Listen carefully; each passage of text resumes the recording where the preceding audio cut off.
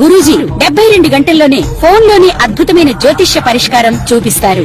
నమ్మండి, నమ్మకపోండి, ఇది నిజం. శ్మశాన కాళి రుద్ర చౌడీదేవి ఆరాధకులు నంబర్ 1 వశీకరణ స్పెషలిస్ట్. గురూజీ మనిషి పుట్టుక నుండి చనిపోయే వరకు వచ్చే అన్ని క్లిష్టమైన సమస్యలకు పరిష్కారం ఇక్కడ లభిస్తుంది. విద్య, ఉద్యోగం, వ్యవహారం, స్త్రీ ప్రేమ, పెళ్లి, సంతానం, స్త్రీ పురుష వశీకరణం, భూవశం, భార్యాభర్తల కలహాలు, కోర్టు సమస్యలు, విడాకుల సమస్యలు, చేతబడి, అప్పుల బాధ, ఇంకా మీకు ఎలాంటి సమస్యలు ఉన్నా 72 గంటల్లోనే శాశ్వత పరిష్కారం చేయబడింది. ఆదిత్యాయ చ సోమాయ మంగళాయ బుధాయ చ గురు శుక్ర శనిభ్యశ్చ రాహవే కేతవే నమః. రాహవే కేతవే నమః. దధి శంఖ తుషారాభం క్షీరోదార్ణవశోభితం. శ్రీ గురుభ్యో నమః. శ్రీమాత్రే నమః. చూస్తున్నటువంటి ప్రేక్షకులకు విశేషమైనటువంటి కార్యక్రమానికి మీ అందరికీ స్వాగతం తెలియజేస్తూ, విశ్వావసునామ సంవత్సరంలో రాబోతున్నటువంటి మొట్టమొదటి గ్రహణం చంద్రగ్రహణం. మనకు ఈ యొక్క చంద్రగ్రహణం ఏ విధంగా ఉండబోతూ ఉంది, చంద్రగ్రహణాన్ని తర్వాత మరి ఏ ఏ రాశులకు శుభకరంగా ఉంటుంది అనే విషయాలన్నీ కూడా, గ్రహణాన్ని ఏ విధమైనటువంటి నియమాలతో పాటించాలి అనే విషయాలను తెలుసుకుందాం. విశ్వావసునామ సంవత్సరంలో భాద్రపద శుక్ల పౌర్ణమి రోజున, అంటే తేదీ 7/9/2025 ఆదివారం రోజున రాత్రి శతభిష నక్షత్ర మేషలగ్న సోమోపరోగా పింగళవర్ణ దక్షిణ శరము నైరుతి స్పర్శ ఆగ్నేయ మోక్షం రాహుగ్రస్త సంపూర్ణ చంద్రగ్రహణము ధృతియోగము మరి కలుగుతూ ఉన్నది. ఈ యొక్క చంద్రగ్రహణం అనేది మనకు భారతదేశంలో సంపూర్ణంగా కనబడుతూ ఉంటుంది. భారతదేశంతో పాటు ఇతర దేశాలలో కూడా కొన్ని ప్రాంతాలలో ఈ యొక్క చంద్రగ్రహణాన్ని చూడడానికి అవకాశం ఉంటుంది. అయితే గ్రహాలలో అన్నిటికంటే షోడశ కళానిధి అయినటువంటి చంద్రగ్రహణము, భారతదేశంలో ఈ సంవత్సరం 2 గ్రహణాలు మనకు కనిపించే గ్రహణాలలో మొదటి గ్రహణం అయినటువంటి ఈ యొక్క భాద్రపద శుక్ల పౌర్ణమి రోజున కనిపించే గ్రహణాన్ని ఏ విధంగా పాటించాలి, దాని యొక్క నియమాల గురించి తెలుసుకుందాం. మరి చంద్రుడు మనస్సుకు కారకుడు కాబట్టి గ్రహణం వలన కొన్ని రాశుల వారికి మానసికపరమైనటువంటి బాధలు, కొన్ని రాశుల వారికి ఉత్తమమైనటువంటి ఫలితాలు కూడా మనకు కనిపిస్తూ ఉన్నాయి. ఈ యొక్క గ్రహణం రాత్రి నైరుతి స్పర్శ 9:57 ప్రారంభం కాబోతూ ఉంది. మరి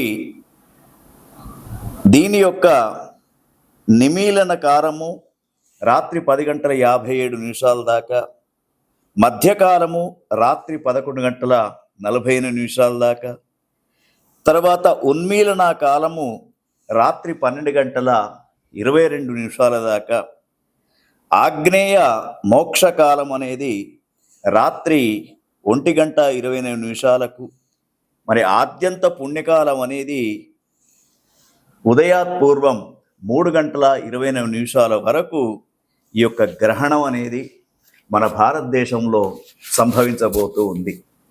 అయితే ఈ గ్రహణం గురించి మన ప్రేక్షకులకు ముందుగానే తెలపడానికి ఈ కార్యక్రమాన్ని మీ ముందు ఉంచుతూ ఉన్నాం.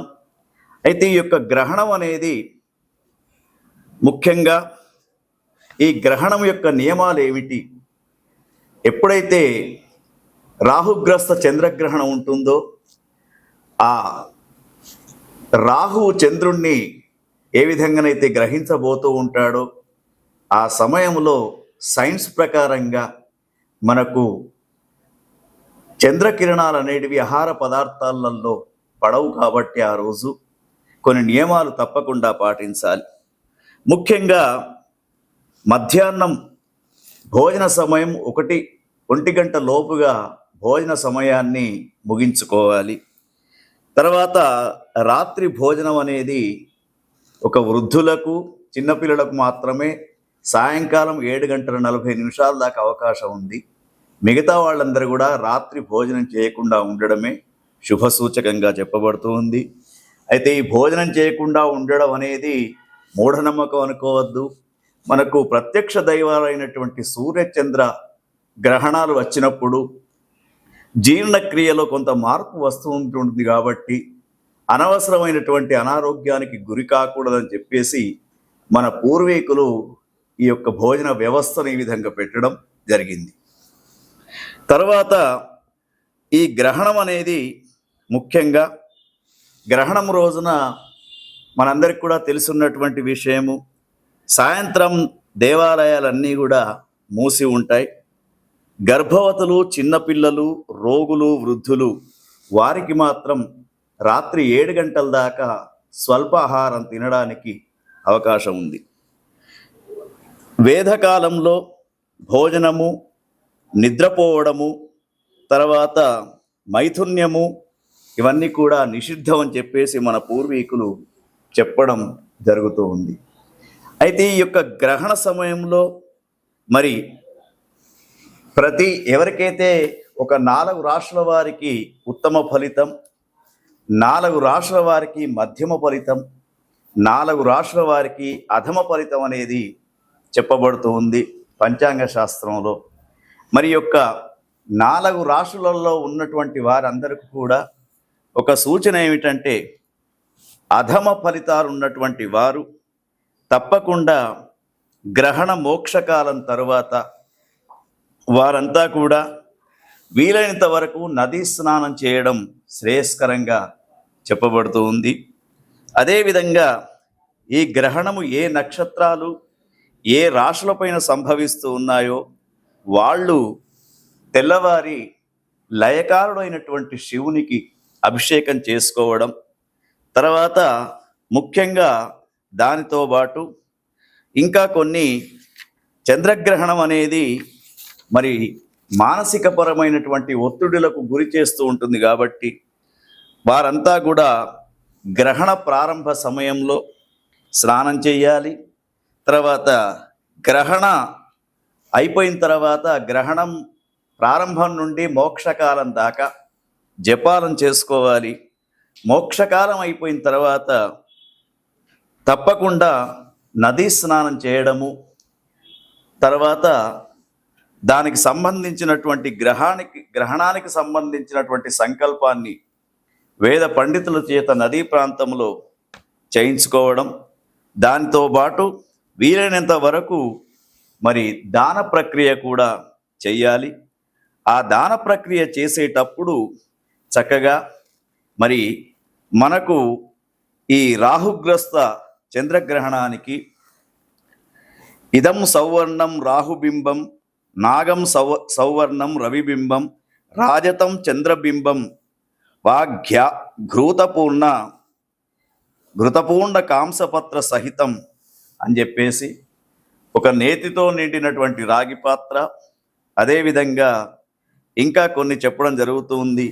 నాగ ప్రతిమ, తర్వాత చంద్ర ప్రతిమను కూడా ఒక వేద పండితుడికి దానం చేస్తూ ఈ గ్రహణము మానసికపరమైనటువంటి బాధలు రాకుండా చూడమని చెప్పేసి ఆ యొక్క భగవంతునికి నమస్కారం చేస్తూ, తమోమయ మహాభీమ సోమ సూర్య విమర్దన హేమతార ప్రధానేన మమ శాంతి ప్రదో భవ అని చెప్పేసి మమ శాంతి ప్రదో భవ అని చెప్పేసి విధంతుద నమస్తుభ్యం సిమ్మికానంద ఆచ్యుత దానే నానేన నాగస్య రక్షమాం వేదజాం భయాత్ అని చెప్పేసి మరి యొక్క గ్రహణం వల్ల ఎటువంటి బాధలు రాకుండా ఉండడానికి దాన ప్రక్రియ అనేది చెయ్యాలి. వీలైనంత వరకు పితృతర్పణాలు అందించడం, నదీ స్నానం చేయడం, దాన ప్రక్రియ చేయడం అనేది ఈ మన ప్రేక్షకులకందరికీ కూడా చెప్పినటువంటి సూచన. ఇంకా మీకు ఈ గ్రహణం గురించి కానివ్వండి, మీ రాశులలో చంద్రుని యొక్క అంశ గురించి కానీ తెలుసుకోవాలంటే కింద కనబడుతున్నటువంటి నెంబరుకు ఫోన్ చేసి వ్యక్తిగతంగా కూడా మీరు సంప్రదించవచ్చు.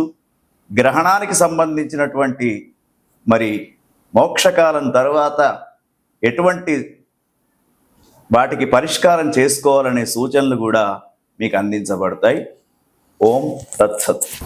గజాననం భూతగణాది సేవితం కపిత్త జంభూ ఫలచారు భక్షణం ఉమాసుతం శోక వినాశకారణం నమామి విఘ్నేశ్వర పాద పంకజం. చూస్తున్నటువంటి ప్రేక్షకులకు స్వాగతం.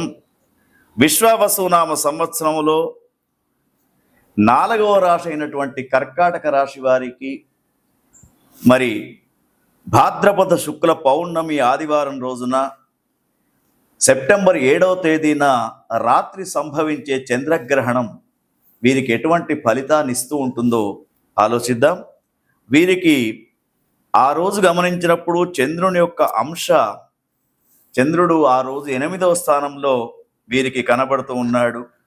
అదేవిధంగా కర్కాటక రాశి వారికి ఈ విశ్వావసు నామ సంవత్సరంలో ప్రస్తుతం ఉన్నటువంటి గ్రహస్థితి గమనించినప్పుడు 12వ స్థానంలో గురువు, తర్వాత 9వ స్థానంలో శని, 8వ స్థానంలో రాహువు, అదేవిధంగా 2వ స్థానంలో కేతువు ఉన్నాడు. కాబట్టి వీరికి గ్రహస్థితి కూడా అనుకూలంగా లేదు.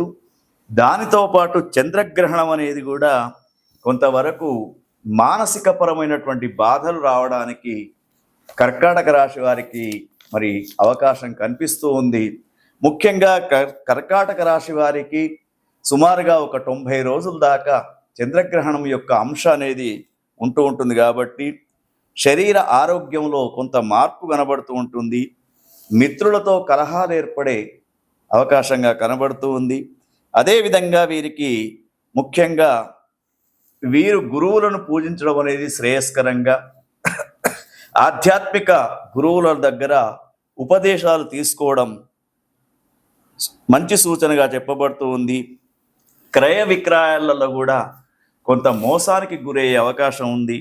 అయితే ముఖ్యంగా కర్కాటక రాశి వారికి 8వ స్థానంలో ఉన్నటువంటి చంద్రుడు మానసికపరమైనటువంటి క్లేశాన్ని, ఎందుకంటే చంద్రమా మనసో జాతః అని చెప్పేసి మనకు వేద ప్రమాణం కాబట్టి చంద్రుని యొక్క అంశ సరిగా లేనప్పుడు కొంతవరకు మానసికపరమైనటువంటి బాధలు పడే అవకాశం, మనసులో ఉన్నటువంటి విషయాన్ని బయటకు చెప్పేటట్టు లేకుండా ఉంటూ ఉంటుంది.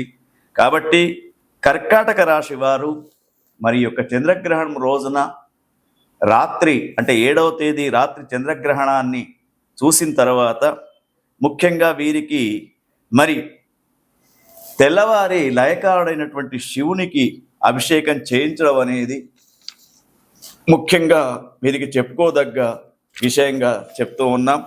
తర్వాత మరి వీరికి తప్పకుండా మహాన్యాసకపూర్వక రుద్రాభిషేక కార్యక్రమాన్ని వీరు చేయించుకుంటే వీరికి అనుకూలంగా ఉంటుంది. ఓం తత్సత్.